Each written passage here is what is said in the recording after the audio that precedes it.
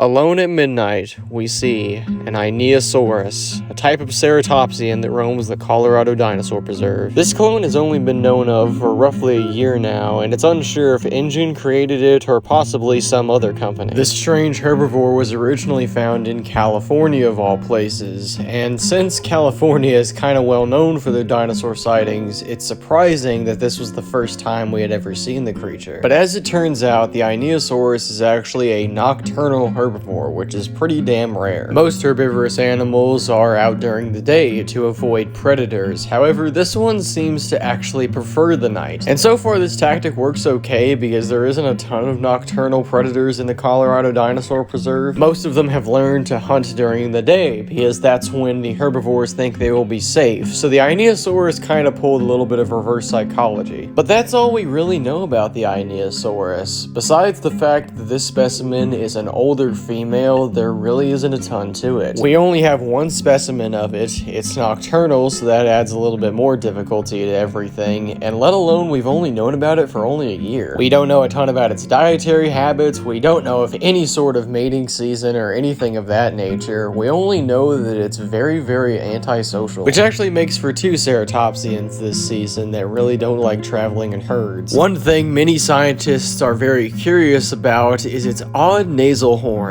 which is one of the first cases we've seen of any kind of pigmentation in them. The black and blue stripes are something we haven't seen in any other sort of ceratopsian before, so it's very curious that the Einiosaurus has it. It also leads to the question that if this is a female Einiosaurus, what elaborate displays did the males have? This is an odd fact that we'll have to look into further in our research. But there's one last thing to note about the Einiosaurus, and it's probably the weirdest fact of all when it comes to it. It follows the moon. For whatever reason, the Einiosaurus always seems to follow the direction the moon is facing. It'll follow that direction until, of course, the moon sets and the sun rises, to which the Einiosaurus will then sleep. And we have absolutely no idea why the Einiosaur does this. It never really seems to establish any sort of territory, so maybe the moon is what indicates that for it. Maybe it uses the moon as a navigational tool, but we really need more research into the subject to find out anything. Either way, you've got to admit, the way the moon glistens off the scales of this animal makes for a very beautiful sight. But tell me what you guys think about this very odd animal in the comment section down below. Do you think it uses the moon as navigation, or possibly it's an alien? Well, either way, thank you all for watching, and next time we'll be talking about a very large pterosaur, but until then, remember,